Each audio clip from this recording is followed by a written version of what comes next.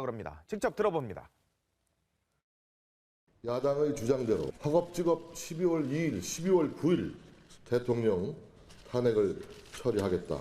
저는 이것을 답안지로 받아들일 수가 없습니다. 탄핵에 찬성 반대가 아닙니다. 탄핵 절차의 협상 권한을 저에게 일임해 주신다면 저는 그 입장을 정리해서 두 야당과 협상에 나서겠습니다. 바람이가 질서 있게 아니죠. 질서 있게 하세요, 나 의원.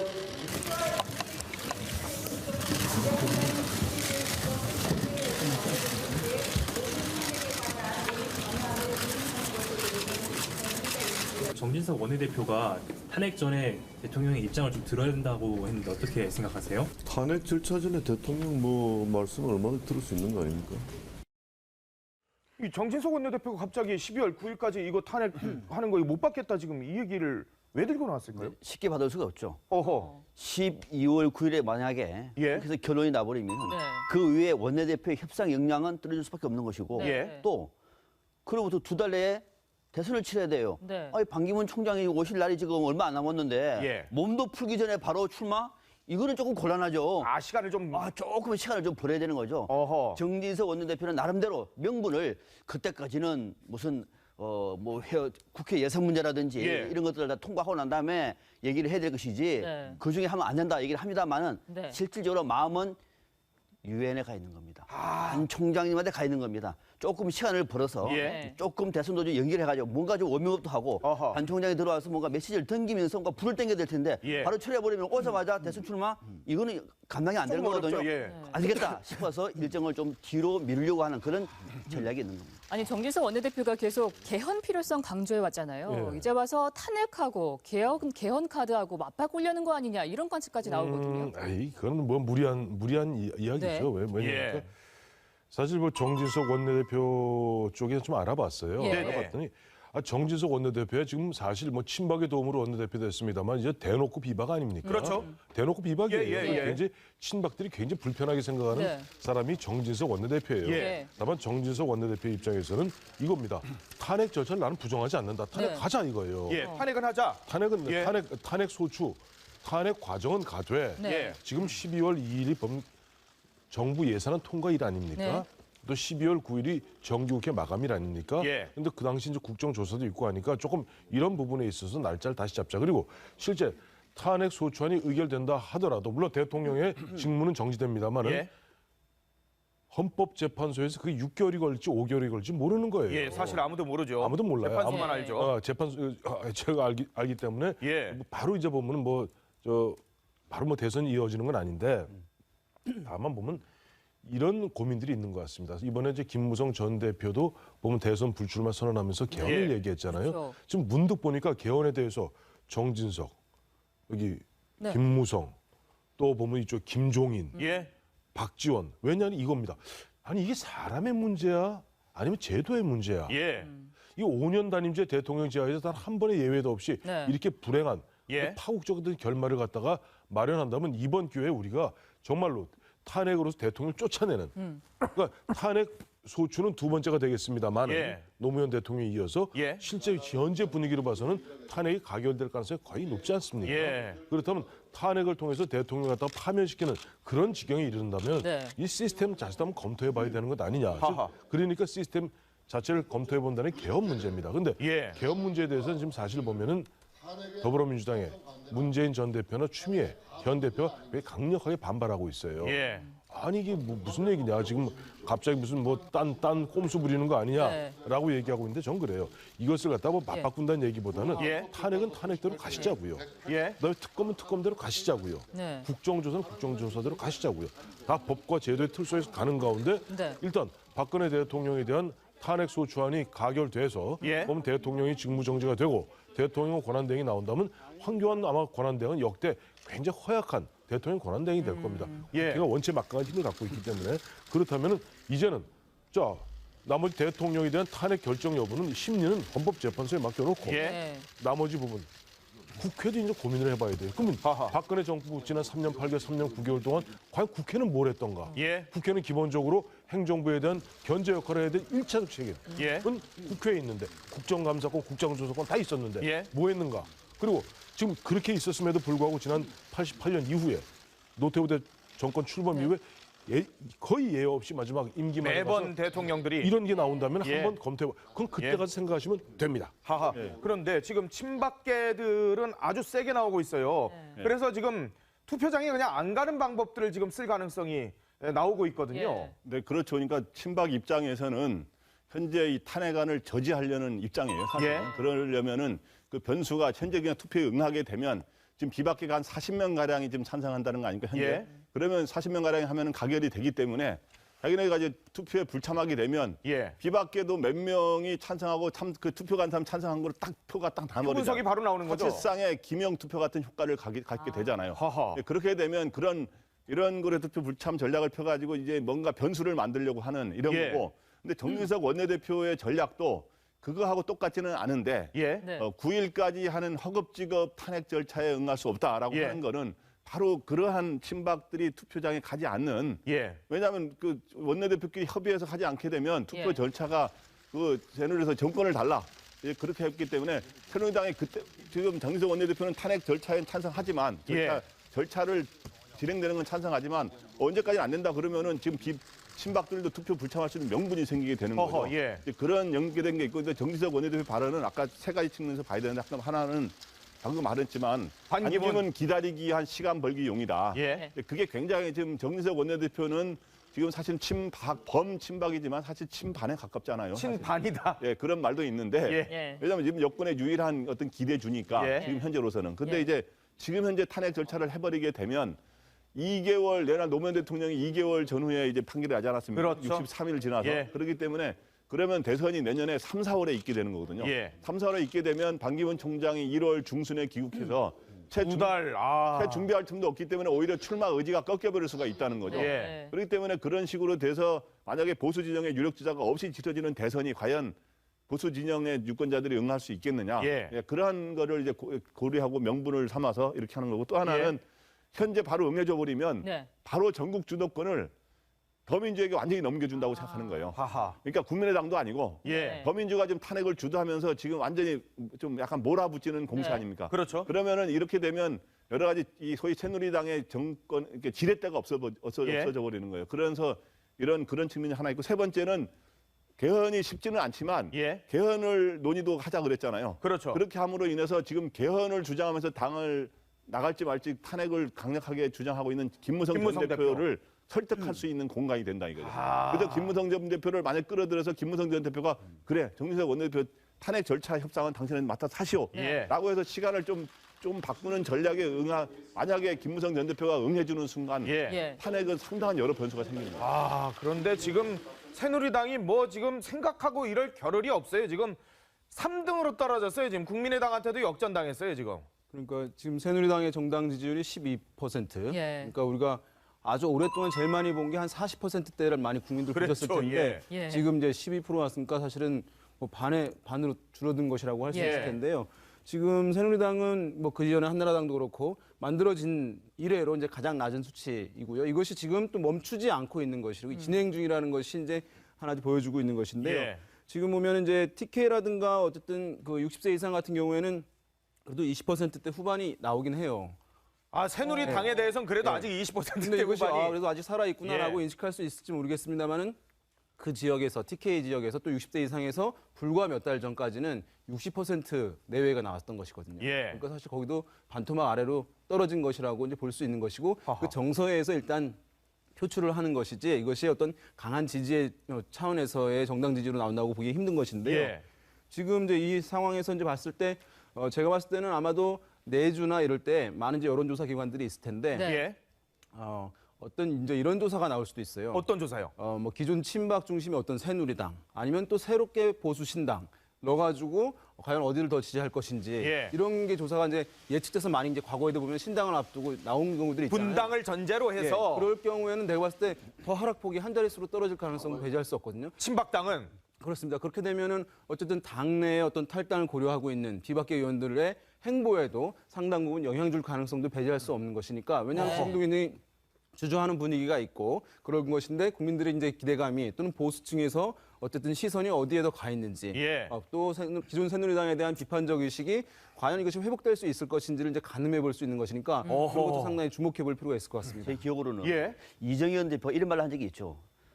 대선 주자들이 너도 나도 막 지금 지도부에 대해서 비판 얘기를 하니까 다 합해봐야 10%도 안 되는 사람들이 밖에 나서 그런 얘기 하지 마라. 대선 주자라고 말하지 마라. 부끄럽다. 이런 말 했잖아요. 제 기억으로는 보수당이 집권당이 12% 지지율 기록한 건 헌정사상 처음입니다. 제 기억으로는 과거에 야당은 일수가 야당이 분당되고 분열되면서 일수가 있습니다. 그러나 보수정당은 탄일정당 아니었습니까? 그렇죠. 계속 과거부터 12% 헌정사상이 처음입니다. 그럼에도 불구하고 대표로서 나는 버틸 거야, 이 정당 구할 거야 라고 하는 대표님은 어떤 생각을 하고 있는지 참 궁금합니다. 지금 샤이박근혜 했었는데요. 이거 참 기대하기가 어려워 보이는 게 부정평가 지금 93%, 긍정평가 4%예요. 그러니까 이게 뭐 숨어있는 무슨 지지자들 이거 얘기할 때가 아닌 것 같아요. 샤이박근혜는 별로 없는 것 같아요. 그러니까 샤이 보수가 있는 거죠. 그러니까 나 보수 성향이고 예전부터 보면은 내가 민정당 찍었고 민자당 찍었고 신한국당 찍었고 한나라당 찍었고 지난번 이명박 찍었고 박근혜 찍었고 하는 사람들이 있습니다. 그런 사람들이 샤이 보수는 분명히 있어요. 샤이 보수가 분명히 있기 때문에 그런 것들이 보면 나타나고 있죠. 근데 보면 예전에 2012년 19대 총선 때 대구 경북에서 친박연합이라는 당이 있었습니다. 친박연대 말고 친박연합. 연합이 있었다니까요. 친박연합이 있었는데 박근혜 당시 새누리당 비대위원장이 그걸 갖다 없애라고 해도 안 없애요. 왠 줄 아세요? 왜요? 그 친박연합의 박은 박근혜 박이 아니에요. 박정희의 박입니다. 바로 대구 경북 부산 경남을 중심으로 해서 또 보수 세력 내에서 보면은 박근혜 대통령을 찍은 가장 큰 이유가 뭘까요? 박정희 대통령의 딸이니까 또 박정희 대통령 딸로서 당 대표하면서 대전은요 하면서 잘해 보였으니까 아마 아버지가 못다 이룬 꿈을 좀 이루어주겠지. 뭐 그런 어떤 막연한 기대감. 근데 그런 보수들이 느끼는 지금 감정은 뭘까요? 배신감이 아닙니다. 모멸감입니다. 모욕감입니다. 그러니까 우리가 최순실이한테 농락당한 거예요. 이런 느낌이거든요. 그렇기 때문에 샤이 박근혜는 거의 없다고 보는 게 좀 맞을 것 같고요. 다만 샤이 보수는 분명히 있을 겁니다. 근데 이런 부분에서 부당층이 지금 상당히 있다는 점도 30%예요. 30%인데 저 갤럽 기준으로 과연 그건 분당이 될 것인가? 아마 저는 김무성 전 대표가 수요일 날 보면 불출마 선언을 하고 이야기하면서 또 오늘 어느 신문에 조선이던가요? 그 인터뷰한 게 길게 나왔던데 그 내용에 답이 있다고 봐요. 보면 또 유승민 의원이 어제 보니까 보면 뭐 어느 특강 가서 한 얘기에 답이 있다고 봐요. 뭐냐니까 이른바 홍위병. 그러니까 그동안 친박의 홍위병, 그다음에 국민들의 눈살을 찌푸리게 했던 사람들을 갖다 털어내고 마치 우리 보면 엉망진창이 되는 재건축 갖고 안 되면 뭐합니까? 재개발하죠. 불도저하고 싹 밀어버립니다. 싹 밀어버리고 그다음에 거기다 새로운 빌딩을 세웁니다.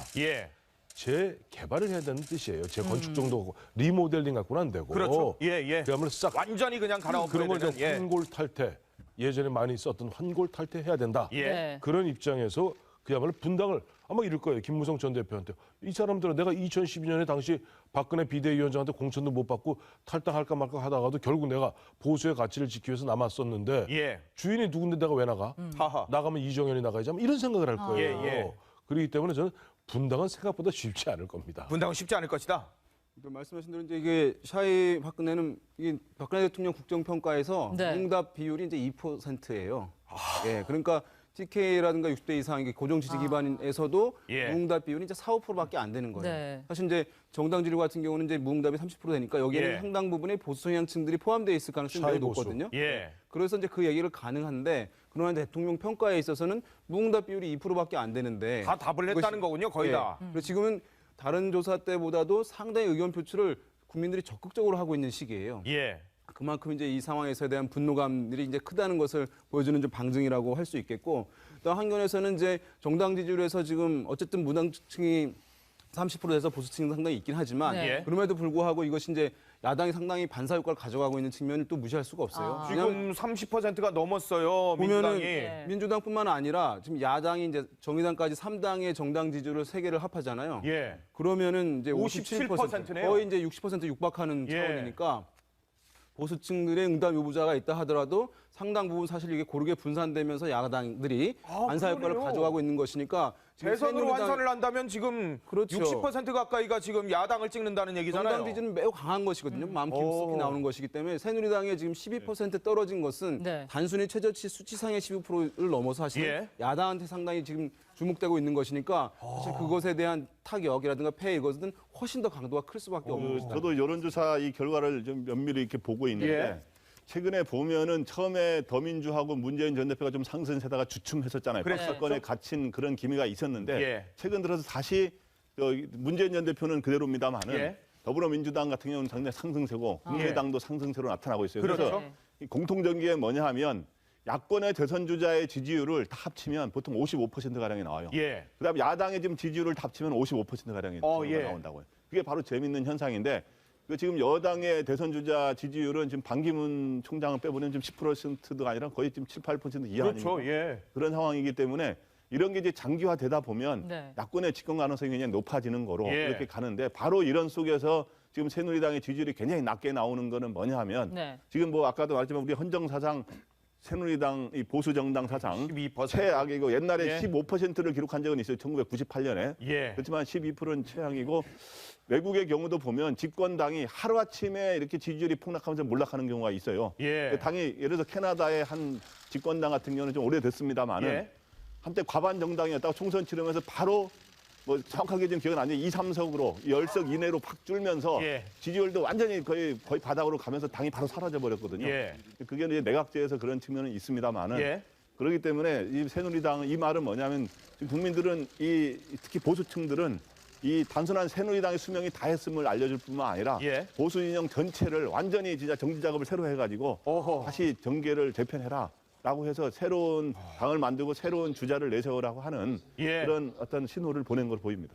자, 그럼에도 불구하고 이정현 대표는 비박계의 탄핵 움직임에 대해서 예술을 팔아먹은 유다다 이런 얘기까지 하면서 목소리를 높이고 있습니다. 네, 정치권에서 예수님은 국민입니다. 그렇죠. 박근혜 대학- 대통령이 예수님은 아니죠. 아니죠, 그럼요. 예. 예. 아, 진짜 예수입니까, 그러면은? 허허. 그럼 새누리당은 뭐예요? 이거는 그러니까 인식의 차이가 아니고요. 예. 저는 이건 수준의 차이라고 봐요. 예. 적어도 대한민국의 국민이 뽑아준 집권당의 당 대표가 예. 그 당의 주인이 누구인지, 아니 대한민국 헌법도 안 읽어봤습니까? 모든 주권은 대통령으로부터 나옵니까?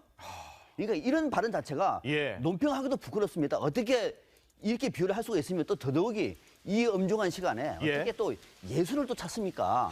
그러니까 이런 발언 물론 본인이 뭐 이게 기독교 신자라서 그럴지는 모르겠습니다만은 예. 발언도 적절치 않을 뿐만 아니라 심지어는 지금 국민의 100만, 150만, 200만 촛불이 갖고 있는 바는 어떻게 보면 국민의 지어한 명령 아닙니까? 네. 헌법기관입니다.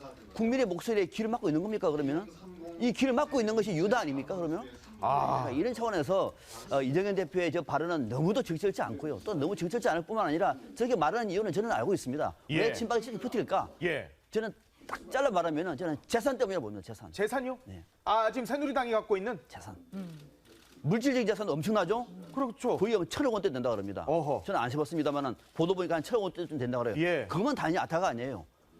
물질적인 재산 외에 정신적 그렇죠. 또는 정서적인 예. 또는 법통. 예. 자, 보수당의 법통 어마어마한 겁니다, 이거. 아하, 그렇죠. 그걸 포기할 수 없는 거죠. 예. 그거를 지키기 위해서 저렇게 똘똘 뭉치고 있는 것 같고 그 다음에 이제 전략적으로 이 버티면서 무슨 뭐 반기문 총장이라든지 또는 예. 박근혜 대통령의 어떤 이 반공과 그러니까 이 반격과 네. 맞물려서 예. 나름대로 자신의 정치 열정을 제시하고 있는 것인데 그 끝까지 버티는 이유는 또는 비박계가 쉽게 당을 앞서 박태선 의원도 쉽게 못 나가더라 한 이유도 예. 어떤 결단의 문제보다는 예. 새누리당이 가져왔던 보수 정당을 가져왔던 엄청난 자산, 예. 그 자산을 쉽게 놓지 못하고 있는 것이다. 하하, 그렇군요. 네. 자, 여기서 박지원 국민의당 비상대책위원장 직접 연결해서 상황 좀 들어보도록 하겠습니다. 위원장님. 네, 안녕하세요. 박지원입니다. 정진석 새누리당 원내대표가 갑자기 12월 9일까지는 탄핵안 처리 못하겠다. 이런 얘기를 했습니다. 이거 어떻게 봐야 됩니까? 그건 뭐 새누리당의 희망사항이겠지만은 네. 국회법상 만약에 3당 원내대표가 합의되지 않는다고 하면은 이런 탄핵안은 본회의에 직접 상정되기 때문에 네. 국회의장이 직권상정해서 표결을 할 수밖에 없습니다. 아, 어차피 그대로 그냥 갈 것이다라고 보시는군요. 네, 그렇습니다. 하하. 지금 물론 우리 야 3당이 12일 날 표결을 할 것이냐, 예. 죄송합니다. 2일이냐? 2일 날 표결할 것이냐, 9일 날 할 것이냐 하는 것은 아직 결정되지 않았지만은 네. 그 양일 중에 하루를 택일해서 표결을 하는 것은 사실입니다. 지금 김무성 전 대표가 탄핵에 앞장서겠다고 하고 있고 비박계에서도 지금 40명 이상이 찬성 연판장에 지금 서명한 상황이지 않습니까? 9일까지 표결을 한다면 지금 국회 문턱을 넘을 거라고 보시는 건가요? 네, 지금 당장 하더라도 그 탄핵 요건이 갖춰졌고 새누리당의 비박계 의원들이 40여 명 확보가 됐으니까 가결하는 데는 문제가 없다 이렇게 봅니다. 그런데도 불구하고 정진석 원내대표가 왜 이런 얘기를 했을까요? 글쎄요, 그건 뭐 집권 여당 원내대표로서 정진석 대표의 입장은 이해가 되지만은 아마 어떤 다른 방법을 한번 모색해 보려고 하는 것 아닌가 저는 이렇게 예상합니다. 자, 양향자 더불어민주당 최고위원이 위원장님을 향해서 아주 직격탄을 날렸어요. 왼손은 야권하고 잡고 있지만 오른손은 박근혜 정권의 부역자들하고 잡고 싶은 건 아닌지 의심된다. 뭐 그런 분들이 얘기하는 것을 제가 일일이 대꾸할 수는 없습니다. 현실적으로 우리가 탄핵안을 가결시키려면은 이번에 김용태 의원이 탈당했다가 하더라도 야권의 무소속까지 합치면 172석입니다. 산술적으로 28석이 부족하고 그것은 어차피 새누리당에서 와야 됩니다. 그런다고 하면은 좀 안전하게 한 40석을 새누리당에서 가져와야 되는데 저는 이것을 대비해서 꾸준하게 접촉을 했고 또 다행히 김무성 대표 등이 적극적으로 나서겠다라고 했으면은 된 거지 이걸 가지고 얘기해서 되겠어요? 험한 고개를 넘을 때는 악마하고도 손을 잡고 그 유명한 반공주의자인 영국의 처칠 수상은 히틀러와 싸워서 이기기 위해서 공산당의 괴수 스탈린과도 손을 잡았습니다. 그런데 지금 그러한 말씀을 하시는 일부 친문 계열의 사람들은 부결시키자는 거예요. 그래서 저는 그건 뭐 어린 사람들이 하는 소리다 그렇게 생각하고 맙니다. 네. 아니 이대로 탄핵으로 간다고 하면 황교안 총리가 권한 대행을 맡게 되는데 선 총리 추천 카드는 완전히 포기를 하신 건가요? 접으신 건가요?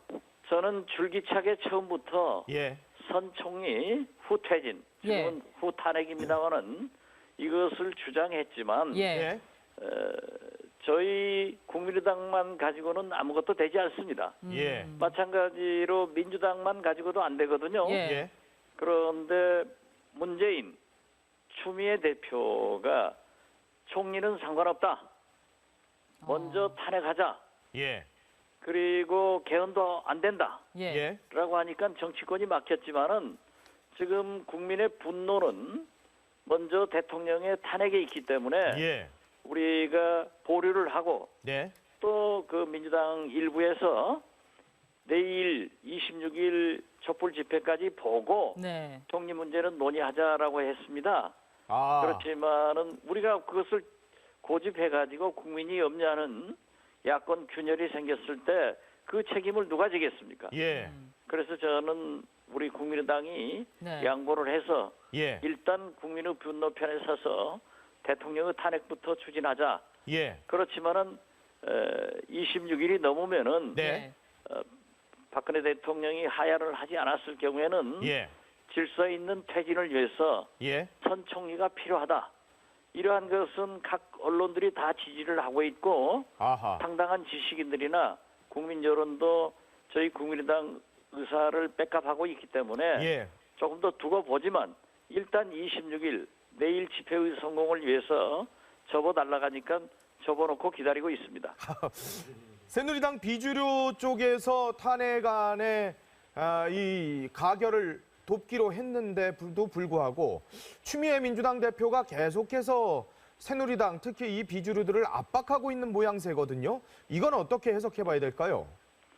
우리는 정치 집단이지 예, 어떤 사상가, 학자 또는 종교계 집단이 아닙니다. 예, 그렇기 때문에 우리의 당면한 목표는 국민과 함께 이 박근혜 최순실 게이트의 두목인 예, 박근혜 대통령의 탄핵이 있다고 하면은 예, 우리가 200석이 넘으면 충분히 가능하죠. 예, 그렇지만은 지금 현재 3, 40표가 필요하다고 하면은 예, 그러한 말씀을 하는 것은 네. 표는 필요하고 예, 그 사람을 비난하면은 주겠어요? 아하, 그래서 저는 옳지 못한 방법이다. 예, 이렇게 생각했고 예. 어제 3야당 원내대표 회담에서도 예, 우상호 대표는 굉장히 미안하게 생각하면서 예. 자기들도 새누리당 의원들을 활발하게 접촉하기 시작했다. 아하, 이런 얘기를 하셨기 때문에 네. 예, 추미애 대표의 견해도 뭐 그러려니 하고 그냥 웃고 넘기겠습니다. 아니 그런데 요즘 새로운 별명을 하나 얻으셨어요. 박스트라다무스래요. 추미애 대표 똥볼 찰 줄 알았다 이런 표현을 쓰셨던데요. 추미애 대표의 일련의 계속된 이 언행의 논란을 어떻게 읽어봐야 되는 겁니까? 글쎄요, 뭐 제가 변명 같습니다만은 우리 기자들에게 예, 이 보도 전제로 그런 얘기를 했고 네. 어제는 전라남도 나주에 가서 예, 광주, 전남북, 제주 핵심 당원들에게 강연을 하면서 예, 네. 기자가 아무분도 안 온 것으로 알아서 당내용으로 그 얘기가 됐는데 예. 보도를 거기에 기자가 와 있었더라고요. 네. 그래서 보도가 돼서 네. 어떻게 됐든 좀 미안하게 생각합니다. 아니 일부에서는요. 혹시 이른바 친문 세력이 탄핵안이 꼭 가결되는 게 유리하지만은 않은 것 아니냐. 그래서 그냥 이대로 그냥 정국이 가는 것, 탄핵안이 부결되는 게 오히려 야당 집권에 좋은 게 아닌가라는 생각을 하는 게 아니냐 이런 얘기도 나오는데요. 저도 그렇게 생각합니다. 그래요? 지금 현재 우리나라 최고의 권력자는 문재인 전 대표인 것 같아요. 예, 현 총리도 안 된다. 개헌도 안 된다. 예, 라고 선을 그어버리니까 모든 게 안 되는 거예요. 어허, 거기다가 말로는 탄핵을 주장하는 것 같은데 예, 저렇게 부결을 원하는 것처럼 보이는 걸 보면은 조금 이상하기도 하지만은 예, 그 속에 어떻게 알겠습니까? 아, 제가 뭐 문재인 대표의 가슴 속에 들어갔다 나온 것도 아니고 예, 복잡한 계산을 가지고 있는 것 같은데 예, 제가 볼 때는 정치는 상식입니다. 예, 국민과 함께 풀어야 됩니다. 예, 그래서 지금 이 광장의 분노와 예, 국민의 불안을 우리 정치권에서 어떻게 책임 있게 질서 있게 수습하고 질서 있게 퇴진시키느냐가 중요하지. 네. 자기가 대통령 되기 위해서 자기가 집권하기 위해서 계산을 하면은 저는 국민들로부터 그렇게 환영받지 못한다. 네. 그리고 그렇게 해서는 대통령 되기가 어렵다. 예. 그런 생각을 갖습니다. 물론 뭐 문재인 대표나 추미애 대표가 그렇게 생각을 한다고 우리가 단정할 수는 없는 거예요. 그렇죠. 저도 뭐 모르지만은 예, 그러나 그런 냄새를 자꾸 맡을 수 있는 게 저는 좀 느껴집니다. 그런데 국민의당의 대표적인 대선 주자인 안철수 전 대표의 지지율이 영 탄력을 받지를 못하고 예. 있습니다. 지금 이재명 성남시장에까지 밀리는 수치가 지금 나왔거든요. 이 부분은 어떻게 보시나요? 지금은 분노 편에 서서 예. 그냥 강하게 얘기하면은 우리 국민들은 굉장히 좋아하실 겁니다. 그렇지만 그것은 책임 있는 정치인이 꼭 해야 되는가? 예, 그래서 저는 책임 있는 정치인은 예. 오히려 네, 국민의 불안에 초점을 맞춰가지고 예, 대안을 제시해서 질서 있는 수습의 길을 제시하는 것이 필요하다. 그렇게 생각합니다. 혹시 저 김무성 대표가 안철수 대표 등 제 세력과의 연대 가능성을 열어놓고 있다라고 말씀을 하셨는데 위원장님도 마찬가지 생각이세요? 예, 본인의 말씀은 그렇게 하셨지만은 네. 또 일반적으로 제3지대에서 하겠다 이런 얘기는 저희 국민의당 입장에서 볼 때는 네. 제3지대는 이미 총선 민의에 의거해서 제3당인 국민의당입니다. 예. 그렇기 때문에 어떠한 분도 네. 국민의당의 정체성을 인정하고 예. 국민의당에서 함께 하자고 하면은 우리가 반대할 이유가 없습니다. 아, 그렇지만은 지금 현재 어떤 당대당 통합 예.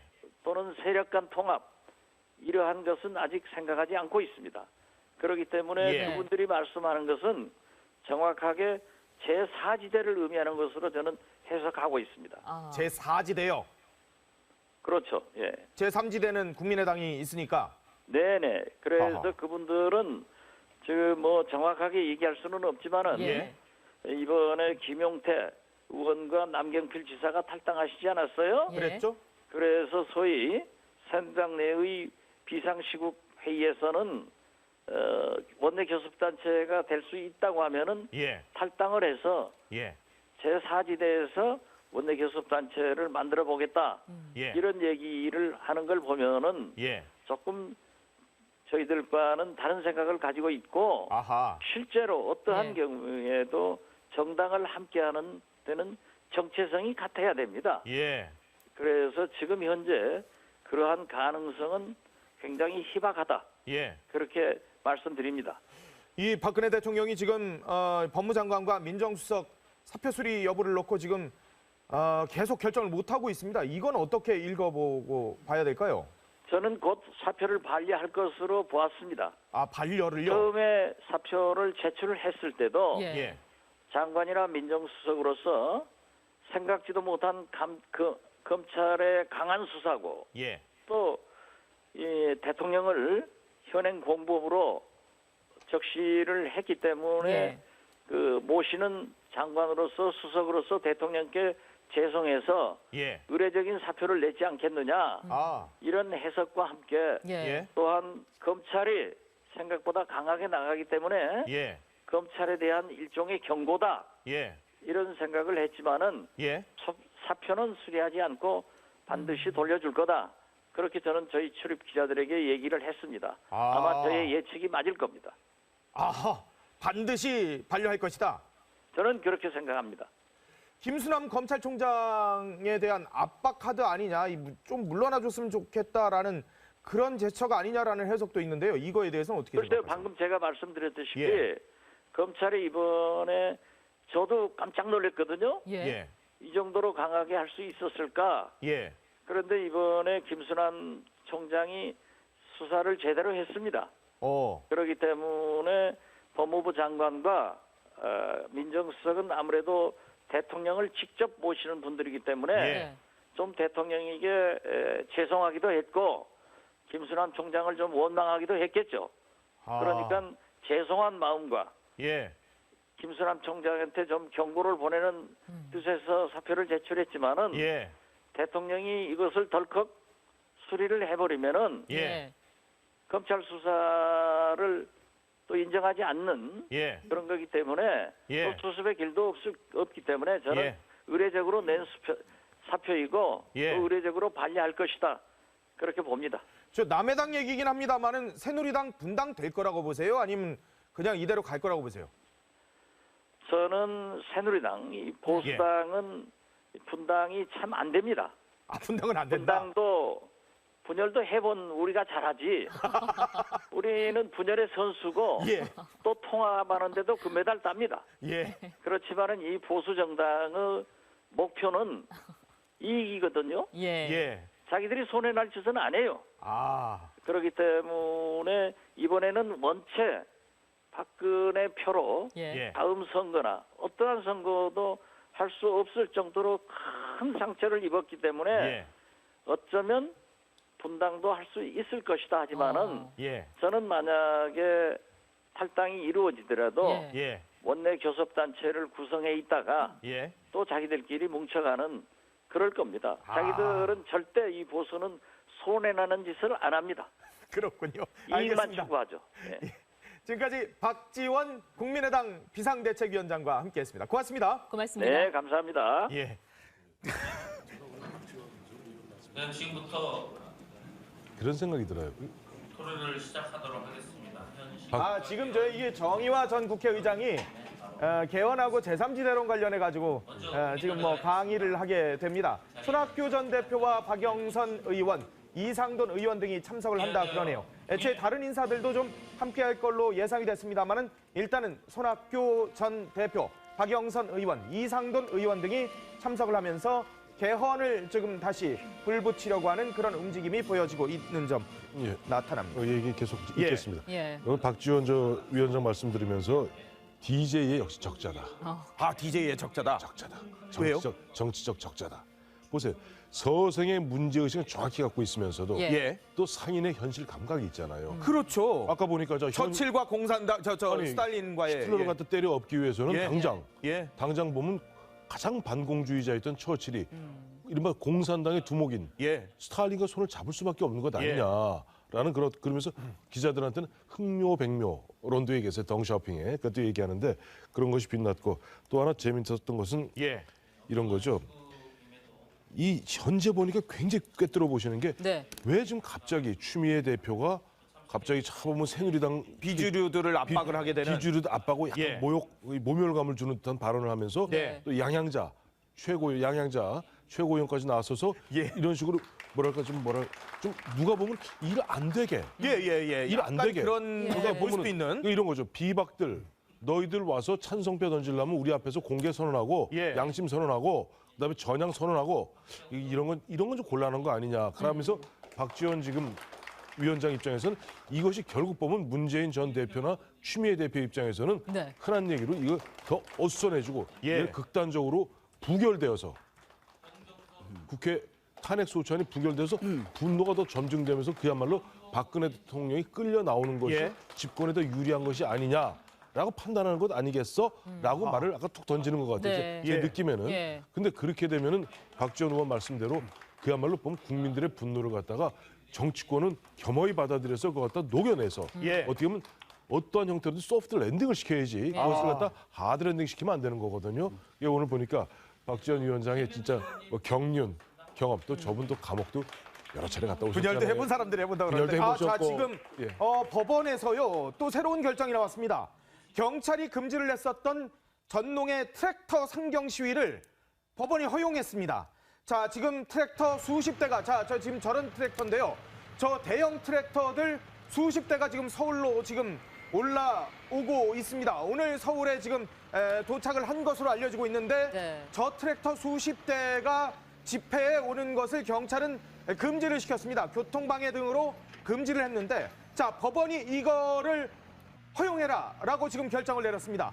경찰이 금지를 했었던 전농의 트랙터 상경 시위 허용하기로 했습니다. 다만 세종로공원 앞에 주차 시위는 불허를 하는 그런 상황을 맞이했습니다. 저 트랙터를 끌고 청와대로 가겠다라는 게 전농의 입장입니다. 사실 저 정도 트랙터면은 경찰차를 그대로 그냥 밀고 갈 수도 있는. 기억 안 나세요?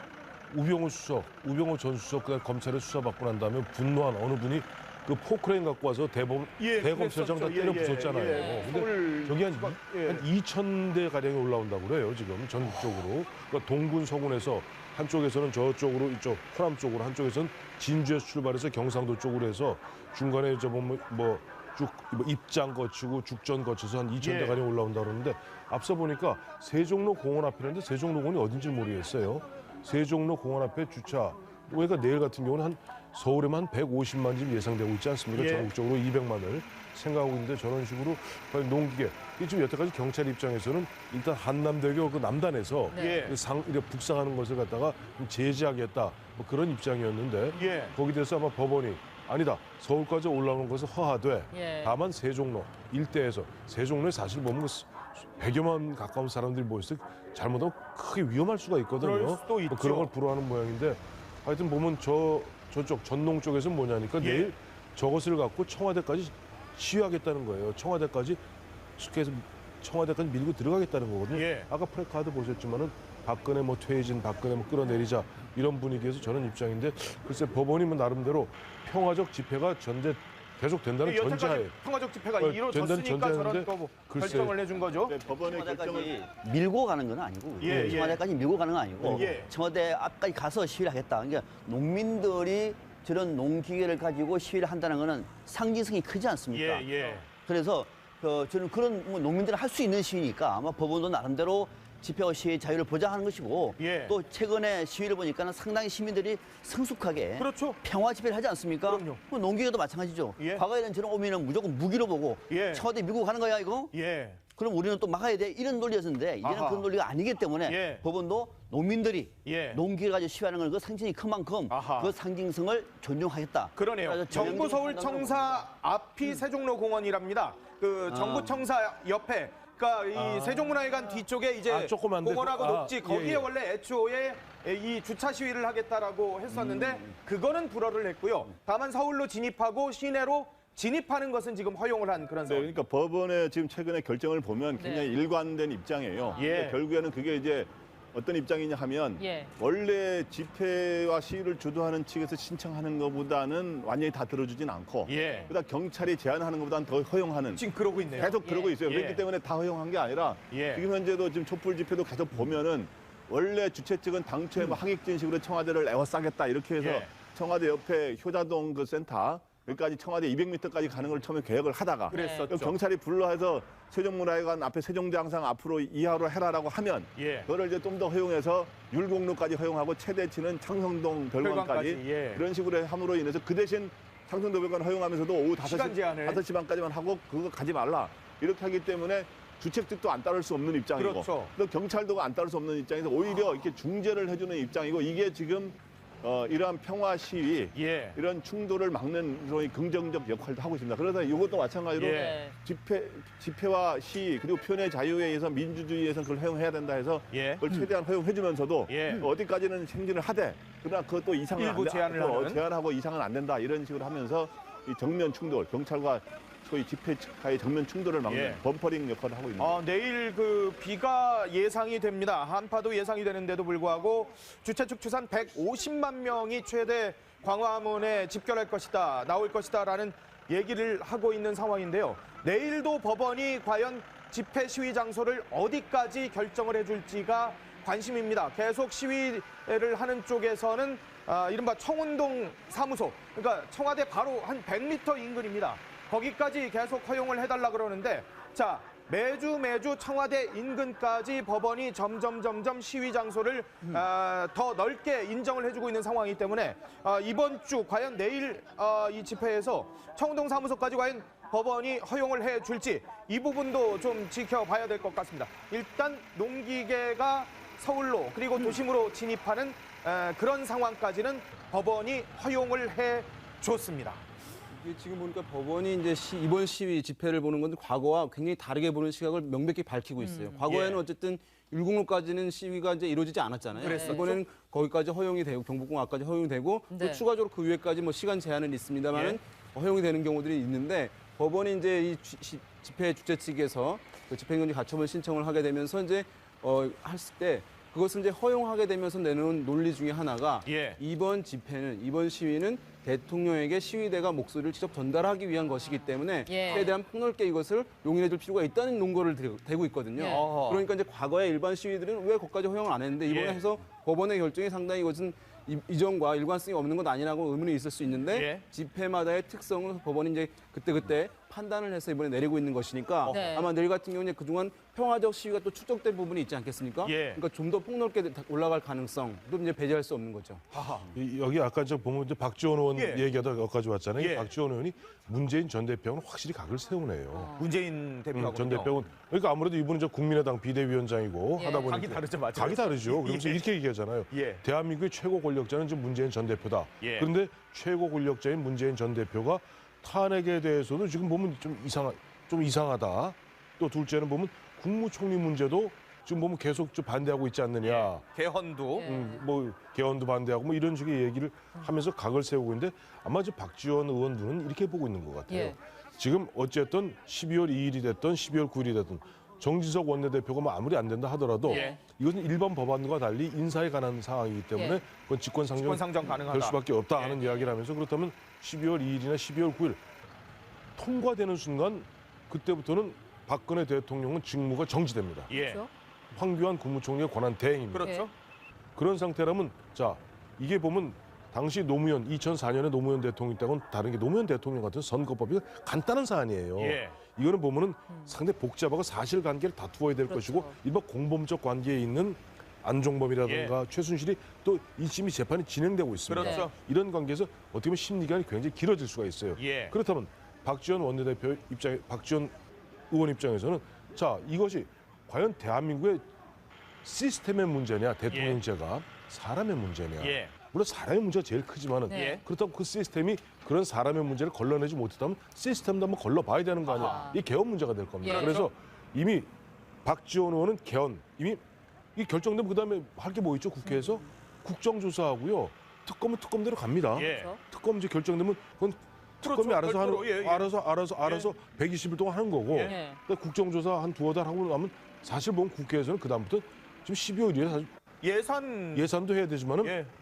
보다 본질적으로는 이 시스템 문제 손학규 전 대표가 얘기하는 제7공화국 얘기 있지 않습니까? 예. 이걸 한번 우리가 실질적으로 국민들의 분노를 녹여서 한번 검토해 봐야 되는 것 아니냐. 예. 그런데 이 부분에 대해서 가장 지금 보면 어떻게 보면 강하게 거부하시는 분이 누구다? 문재인 전 대표, 대표다. 추미애 대표다 하는 부분을 계속 각인시키고 자, 있는 이 거죠. 민주당 추미애 대표 연일 비박계 등을 압박하는 발언을 하고 있는데 잠시 들어보죠. 벌써부터 마음이 콩밭에 가 있는 정치인도 정치 세력도 있습니다. 벌써 우리 세력에 유리한 개헌놀이를 해야 되겠다 꿈꾸고 있는 정치 세력도 있습니다. 다 물리쳐야 합니다. 제 정치 세력이나 개인은 어떤 조건이나 의도도 결부시키지 말아야 합니다.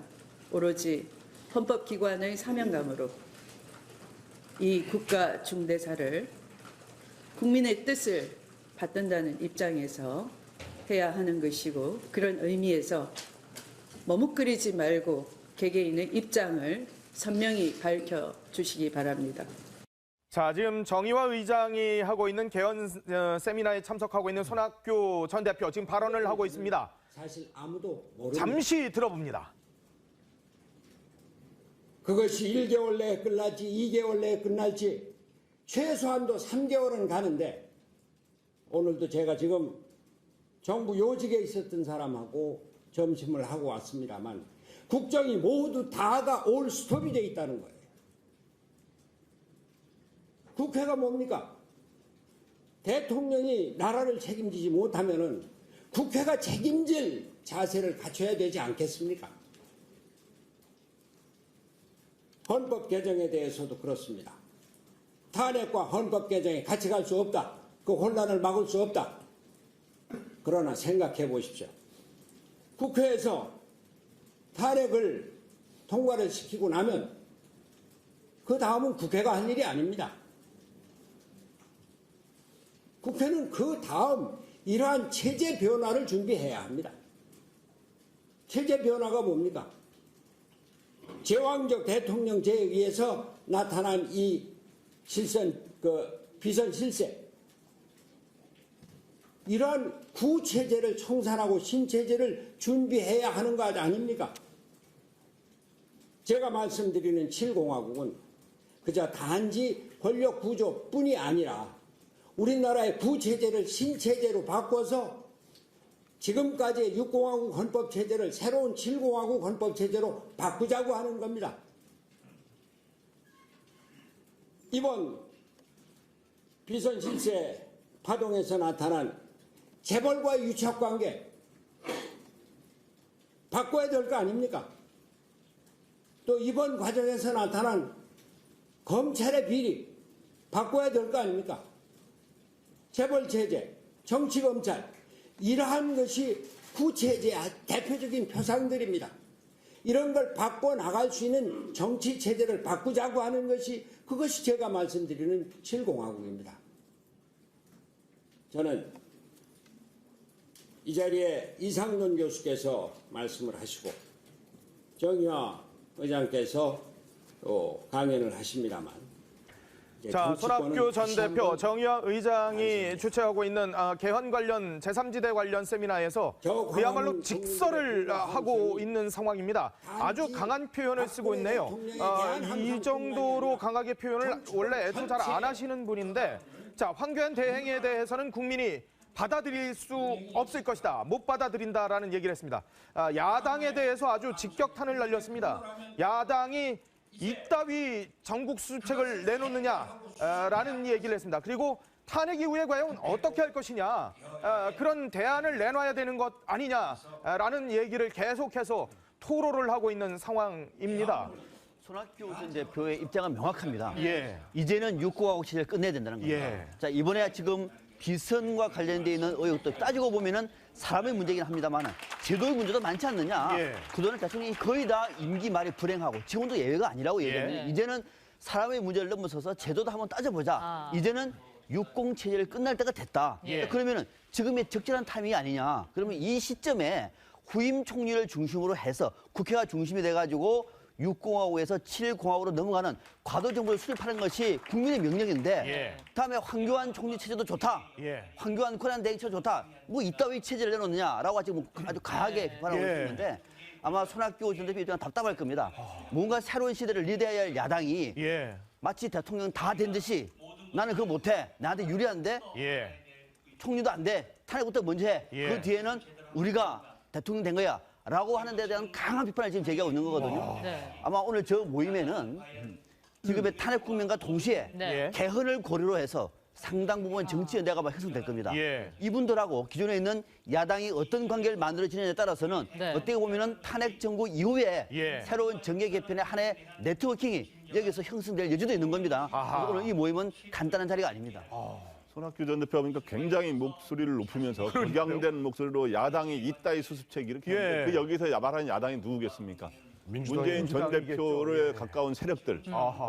이제 지칭하는 건데 예. 자기 주 타겟은 바로 거기 아닙니까? 그런데 이제 어떤 식으로 지금 현재 손학규 전 대표를 비롯한 나머지 이런 아까 김무성 전 대표라든가 이런 아까 박지원 대표 이런 사람들 어떤 시각이냐 하면 예. 이번 탄핵 국면에서 탄핵 표결이 이루어져서 탄핵이 찬성이 되든 심지어 만에 하나 부결이 되는 상황이 예. 되든 그 상황이 바로 지나면 숨가쁘게 개헌 정국으로 전개될 거라고 보고 있고 예. 또 그런 희망을 갖고 있어요, 이 사람들이. 그러면 어떻게 되냐면 6공화국 대 7공화국 추진 세력으로 이제 전선을 형성하자는 거죠. 그러니까 그렇게 되면 어떤 그림이냐 하면 예. 그래서 바로 그 점을 추미애 대표가 경계하는 거예요. 예. 그래서 추미애 대표가 개헌 놀이 꿈꾸는 이 정치 세력들 다 뿌리쳐야 된다라고 예. 하는 말을 네, 어저께 포커스가 한 있죠. 이유가 예. 바로 그거거든요. 예. 바로 이 탄핵 국면에 김무성 전 대표가 딱 나오면서 탄핵에 앞장서겠다면서 개헌을 화두로 던졌잖아요. 그렇죠. 예. 그랬더니 여기에는 개헌 출입 세력들 간에 뭔가 커넥션이 있는 거 아니냐라는 의구심을 갖는 거고 그렇게 되면 어떻게 되냐 하면 네.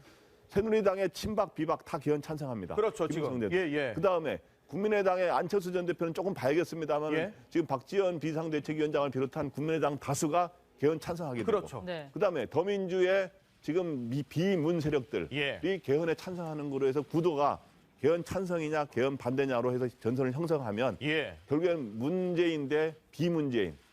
개헌의 고리로 그렇게 전선이 그러면 형성될 그게 수 이제 있는. 소위 말해서 그 사람들은 60 대 70 구도라고 표현을 하려고 그러죠. 네. 그런 식으로 60 대 70 구도로 만들면서 소위 앙시앙 레짐을 우리는 타파하겠다는 거다.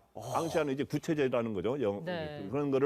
그런 거로 이제 몰고 가려는 그러한 움직임이 있다고 보고 예. 추미애 전 대표는 지금 그거를 막아야겠다 그러면서 이번 탈당을 하려고 하는 새누리당의 세력이라든가 예. 탄핵에 찬성하려는 세력을 심지어 거기에다 부역자라는 말까지 맞아요. 붙이고 부역자라는 하는 표현까지 표현하는 쓰죠. 거를 바로 그러한 경계에 예. 있는 걸 봐야 돼요. 이 시점에서 노무현 전 대통령의 얘기를 한번 들어보시죠. 노무현 전 대통령은 돌아가시기 전까지도 예. 네. 개헌의 필요성을 역설했습니다. 원포인트 개헌이라도 하자고 그럼요. 그러다 말씀하셨어요. 하자고 했습니다. 약권력을 내려오니까 예. 문재인 전 대표가 정말로 네. 친노를 대표하는 인물이라고 얘기하면은 노무현 대통령이 어떤 고민을 했는지 예. 대한민국 민주주의를 위해서 대한민국의 반듯한 권력 구조를 위해서 어떤 고민을 했는지는 조금 알아야 됩니다. 예. 그런데 친노를 자초하면서 이거는 그걸로 가면 내가 불리하니까 나는 반대할 거야 라고 말하면은요 이 또한 적폐입니다. 국민들이 결코 호응하지 않을 겁니다. 빨리라 지금이라도 예. 과연 할 수 있는 고민이 개헌을 하더라도 원포인트만 할 것인지 아니면은 선거제도 같이 맞물릴 것인지 예. 좀 더 크게 나갈 것인지를 진작에 고민하고 예. 이 좋은 기회를 말 그대로 체제를 바꿀 수 있는 앙시앙 레짐을 청산하는 그런 예. 기회로 삼아야 되지 유불리만 따지면은 전 세계적인 흐름에 그 사람 전부 다 정치권에서 국민들의 몰매를 맞았습니다. 그럼 다시 한번 제고하기를 아니 사실 판을 흔들고 싶은 사람들 마음에는 탄핵 그 개헌만큼 좋은 카드가 없는 거잖아요. 예. 탄력을 받을 수 있을 거라고 아니 근데 보십니까? 저는 보면 꼭 지금 개헌을 추진하는 사람들이 네. 자기들 유불리만 따져서 개헌을 추진하지 않을 거예요. 물론 예. 그것이 뭐 큰 동인이 된 건 사실일 겁니다. 예. 아 내가 1등이면 이 상태 그대로 가죠. 그렇죠. 그건 아마 좀 문재인 1등이 아니니까 그런 거 아니야. 이렇게 참 얘기도 들을 수 있을 것 같아요. 그러니까 문재인 전 대표 입장에서는 이 상태 그대로 가면은 그야말로 저 구분응선 그야말로 100m로 따지 네. 98m까지 가 있는데 2m만 더 뛰면 된다고 생각할 텐데. 네. 예. 그러나 그렇게 따져서는 안 된다는 것이죠. 왜냐하니까 아까 앙샹 레지멘의 예. 표현 쓰였습니다만은 이미 1987년 이후에 그동안 이렇게 저렇게 해서 저는 그동안 이게 보면 예. 사람의 문제인 줄 알았어요. 예. 사람의 문제인 줄 알았더니 이번에 박근혜 대통령의 경우를 보니까 사람의 문제가 아니었던 거예요. 시스템의 문제. 사람의 문제다, 시스템의 문제. 그러니까 청와대 내부에서도 국회에서도 네. 정치권도 어디도 심지어 언론조차도 제대로 못 걸었지 않습니까? 솔직히 예. 얘기하면 모두가 다 반성해야 되는 거예요. 맞아요. 언론도 제대로 그러면 이번에 뻥 터지기 전까지 지금 3년 8개월 동안 제대로 우리가 뭐 감시 워치독으로서 역할을 했습니까? 몰랐다는 거죠. 예. 몰랐잖아요. 예. 그러니까 이게 시스템의 문제다. 예. 그렇다면은 뭔가 보면 분명히 헌법상으로는 상당한 권력이 여기저기 흩어져 있는데 실제 보니까 아니란 말이에요. 예. 그야말로 온갖 간신들이 바로 할 수 있는 그런 게 있다면은 이걸 한번 진지하게 검토해야 되지 이걸 나의 개인의 유불리를 따져서 안 될 문제고 예. 그런 부분에서 전 그래요.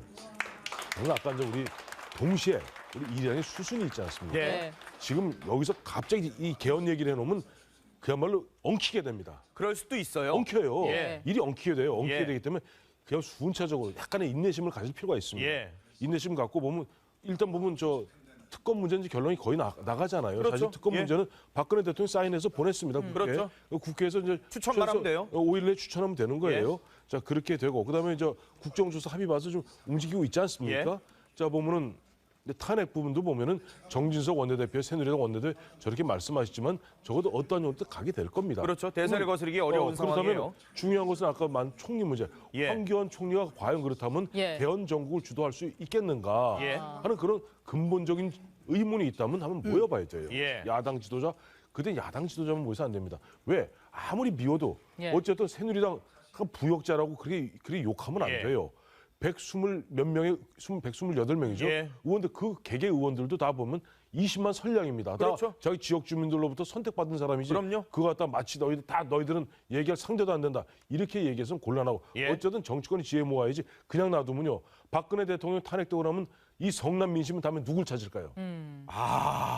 보세요. 예. 성남 민심은 예전 김종필 전 총리가 옛날 트루만 대통령 살아생전에 전직 대통령 트루만을 만났더니 그렇게 얘기했다는 거 아니에요. 국민은 사자다. 예. 이 호랑이 사자다. 예. 464가 뭐 할 때는 이따가 화가 나면 464는 문다라고 트루만 대통령이 얘기했다는 거예요. 예. 그러니까 보세요. 지금 뭐 국민들이 분노하는 게 박근혜 대통령 1차 타겟입니다. 예. 그걸로 끝날까요? 아, 자, 탄핵 결정됐어요. 예. 그걸로 끝날까요?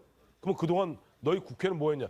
얼마 전까지 대한민국에서 가장 신뢰도가 낮았던 것이 어디죠? 국회죠. 국회입니다. 예. 근데 국회에서는 보면 망연자실 아니죠. 이제는 보면 이제 뭐 떡 줄 사람은 생각도 안 하는데 예. 떡이 내 손에 잡혀 있는 듯이 그렇게 행동하면 국민들은 그 분노를 갖다가 별로 퍼붓게 돼 있어. 그러니까 예. 빨리 정치권도 정신 차리고 이런 포스트 탄핵 소추, 예. 탄핵 소추 후에 무엇을 할 것인가 예. 함께 고민해봐야 됩니다. 아, 지금 전체적으로 본다면 이제 개헌을 고리로 뭔가 움직이고 있는 모습이에요. 이게 뭐 개헌이 진짜 될지 안 될지 모르겠습니다만은 네. 여하튼 이른바 비문 세력 간의 움직임이 있거든요. 그러면은 친문과 비문 간의 전선이 형성된다면 이 친문 세력들도 위기감을 느낄 수밖에 없게 되거든요. 그렇죠. 이제 원래 사실 이제 개헌이라고 하는 것이 이제 사심이 들어갔을 때 국민적 여론이 이제 주춤하게 되는 네. 것이거든요. 예. 그러니까 기존에는 이제 친박이 개헌을 주도하는 것으로 이제 대중들에게 알려졌던 것이잖아요. 네. 그렇죠. 그러니까 개헌에 높은 여론이 있었다가 친박이 어떤 정권, 권력을 연장하기 위한 수단으로 이것을 활용한다라고 하면서 어쨌든 야당 주류에서 사실 그것을 공세 포인트로 삼았고 맞아요. 그것에 대해 꼼수로서, 호응해서 예. 일단 이제 그 높던 개헌 여론이 이제 주춤했던 상황인데요. 지금 같은 경우는 이제 친박이 사실 전면에 나서는 상황이 아니라 친박도 제외한 이른바 비문 나머지 지역 정치인들, 플레이어들이 세력들이 개헌을 다 요구하는 상황이 되어버렸거든요. 네. 그렇다 보면은 이게 이제 우스갯소리로 사심이 들어간 개헌 추진이 아니라 사심이 들어간 개헌 반대 얘기가 될 수 있는 상황이에요. 왜냐하면 다른 모든 플레이어들은 정치 세력들은 개헌을 하자고 이제 얘기하고 있는데 개헌을 반대가 일부가 하게 되는 상황이 발생하는 것이니까 그래서 이것이 어떻게 돌아갈지 봐야 되는 것인데 이번 최순실 사태를 통해서 국민들이 분노하는데 이 최순실 사태가 일정 부분 일단락이 될 경우에는 이번 사태가 준 교훈은 어쨌든 권력에 대해서 이제 분노가 있긴 하지만 이것이 나아가서 어쨌든 말씀하신 이 체제에 대해서 어떻게 시스템을 고쳐야 된다고 하는 대통령 1인에게 권력을 주는 것이 이것이 합당하지 않다고 하는 인식들이 국민들이 매우 높아졌거든요. 그럼 이 부분에 대해서 얘기하는 것이 어떤 뭐 정치인들이 본인의 어쨌든 권력을 획득하기 위한 도구로 생각하는 부분이 있다 할지라도 상당 부분 필요하다는 인식이 더 높아질 가능성이 있기 때문에 이 개헌 어쨌든 그룹들의 이 개헌 논의는 상당히 살아있는 이슈다. 그래서 힘을 얻을 가능성을 배제할 수 없어요. 방금 저에 더해서 만약에 헌재가 이 대통령 탄핵에 대한 문제를 시간을 끌어서 한참 뒤로 미룰 게 어떡합니까? 아주 뒤로 미룰 경우에는 6개월까지 아니 6개월 더 할 수도 있습니다. 6개월 안에 있는 거는 훈시 규정이에요. 반드시 6개월 안에 아닙니다. 이거는 보니까 좀 더 우리도 검토를 해봐야 될 것 같고 아직까지 최종 결론이 안 났으니까 좀 더 뒤로 미루겠습니다. 하면 대통령이 이미 다 가는 거예요. 그러면 이 황교안 만약에 예를 들어서 황교안 대행 체제로 계속 간다는 겁니까? 이거는 아닌 거죠. 빨리 국정을 정상화시키기 위해서는 대통령의 선거를 조기할 수 있습니다. 어떻게? 개헌을 통해서. 이런 문제까지 같이 고민할 경우에는 정부의 수습책으로서도 개헌 문제는 피할 수가 없다는 거죠. 문재인 전 대표 측 입장이 이제 계속 봉박을 당했기 때문에 이제 하나 그쪽 입장에 한마디만 소개하자면 지금 그쪽에서는 이미 대선이 시작됐다고 보는 거예요. 이미? 미국에서는 보통 대선이 1년 반 전에 시작하는 거로 보거든요. 근데 이제 공식 경선 절차는 1년 전부터입니다만은. 근데 시작해가지고 42.19 마라톤이라고 한다면 이미 중간 정도 달렸다고 생각해도 좀 한 20km 달렸는데 굉장히 혼자 선두를 달리고 다 가는데 왜 지금 갑자기 이제 코스 바꾸자. 코스 바꿔서 새로 시작하자. 지금 이 코스에 맞춰서 연습도 하고 잘했는데 그런 입장에 대해서 우리는 동의할 수 없다라는 생각을 또 갖고 있는 것 같더라고요. 그럴 수 있겠네요, 진짜. 게임 중간인데 룰을 바꿔버리자 그러면. 그렇군요. 알겠습니다. 지금까지 네 분과 함께했습니다. 고맙습니다. 고맙습니다.